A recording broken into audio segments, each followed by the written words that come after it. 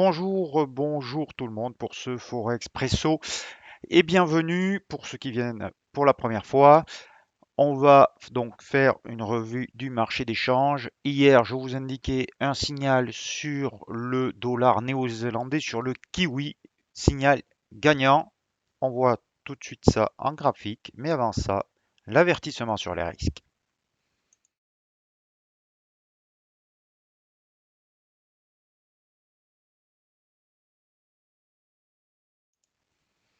Voilà, à l'écran, donc, le fait majeur, c'est la détente des devises refuges, puisque les actifs à risque sont à nouveau recherchés en hausse, après certainement un petit excès baissier, mais attention, le contexte international, les tensions ne sont pas terminées, on est un petit peu dans l'œil du cyclone avant les réunions diplomatiques, que je crois qu'il y aura lieu euh, jeudi.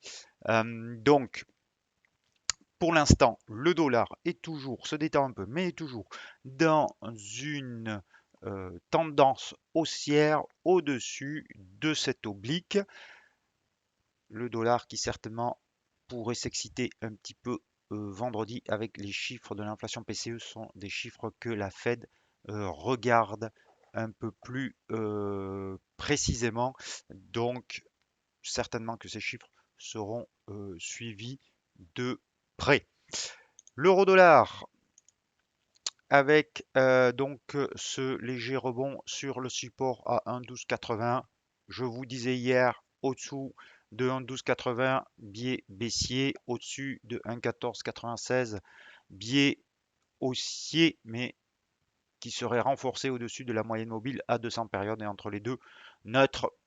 Ceux qui veulent jouer les ranges, les consolidations horizontales, peuvent, pourquoi pas, acheter avec un stop juste sous les 1,1280.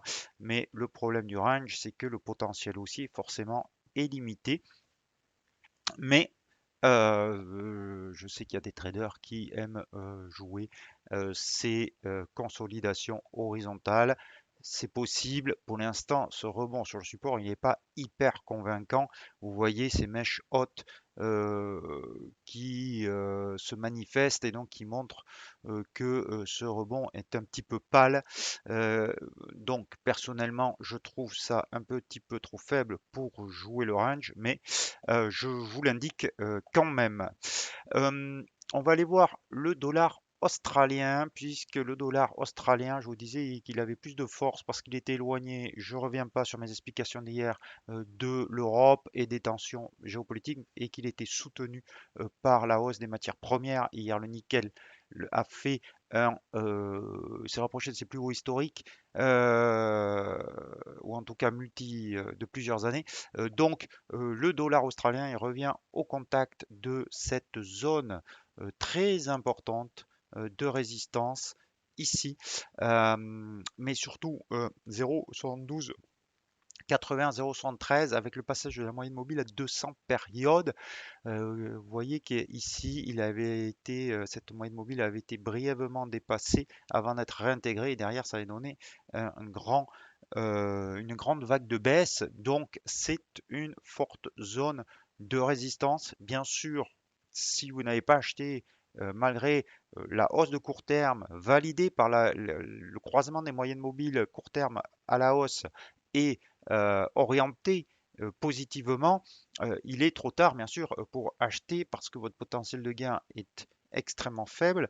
Euh, il vaut mieux attendre le franchissement de la résistance avant de se positionner. Bon, risk-reward ne serait pas bon du tout.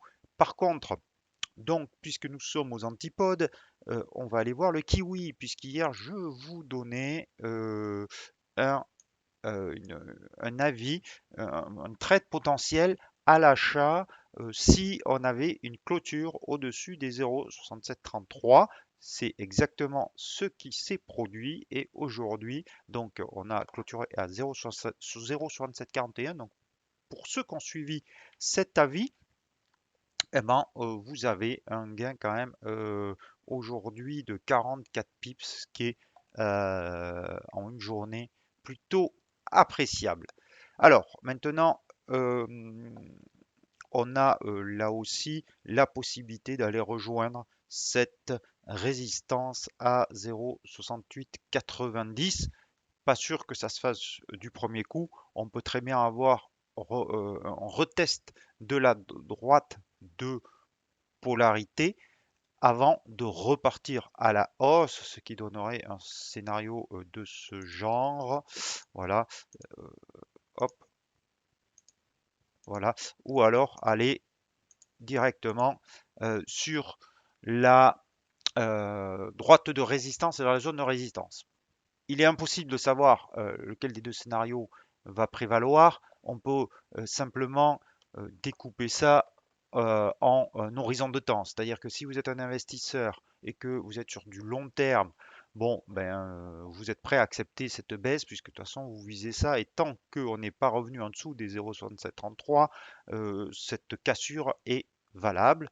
Euh, pour ceux par contre qui sont en horizon de temps court, vu ce RSI extrêmement survendu, euh, il vaut mieux, parce que si en fait, si vous êtes sur un horizon de temps court, vous risquez de perdre tous vos gains et pour le coup, votre horizon de temps ne vous permet pas de tenir cette position.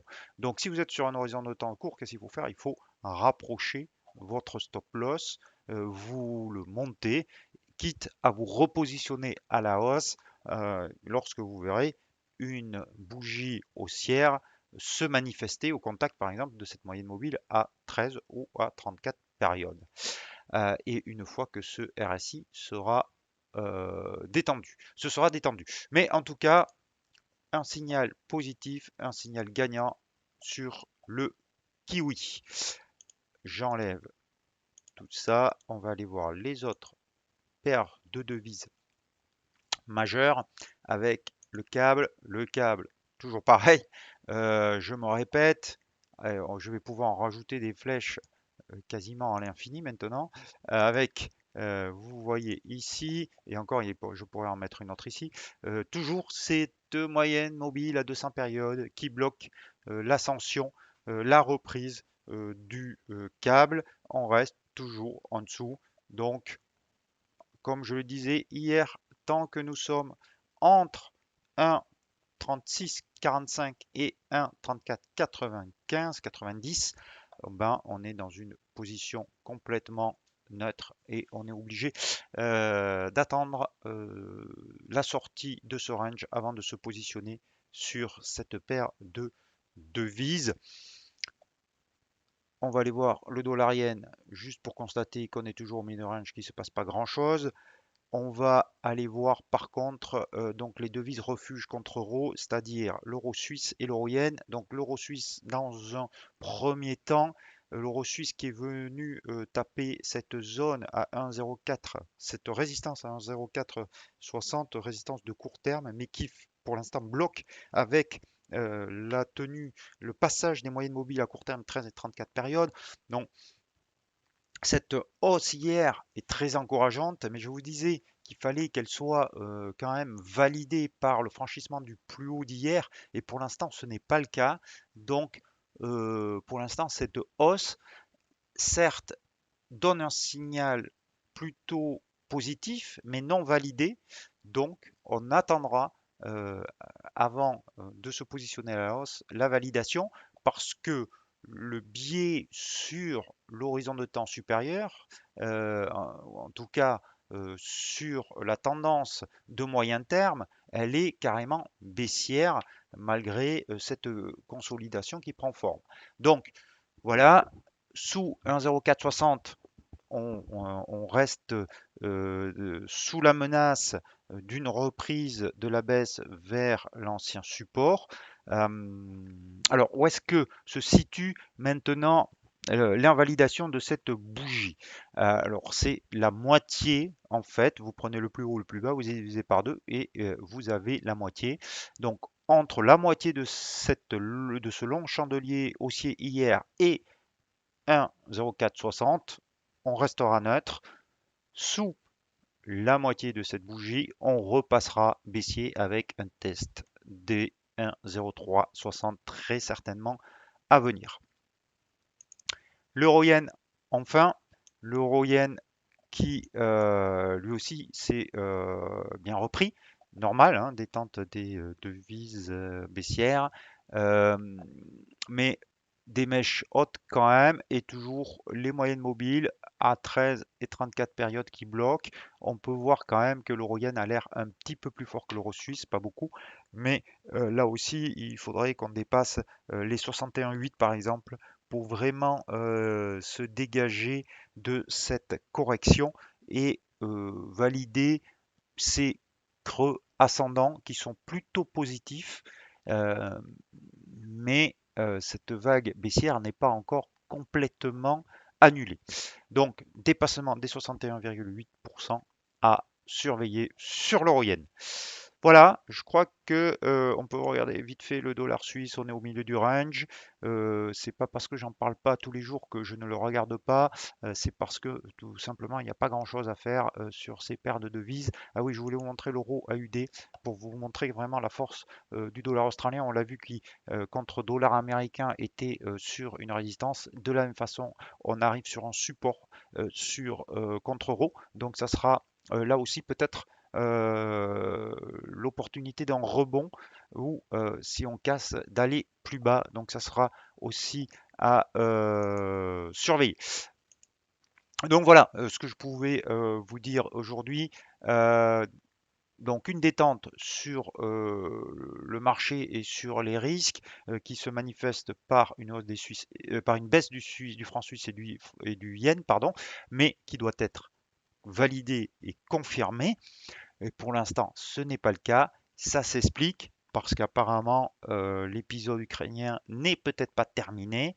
Euh, je crois que donc les réunions diplomatiques doivent avoir lieu et on ne sait pas trop si pour l'instant les Russes vont stopper l'avancée de leurs pions ou si la partie d'échecs va reprendre.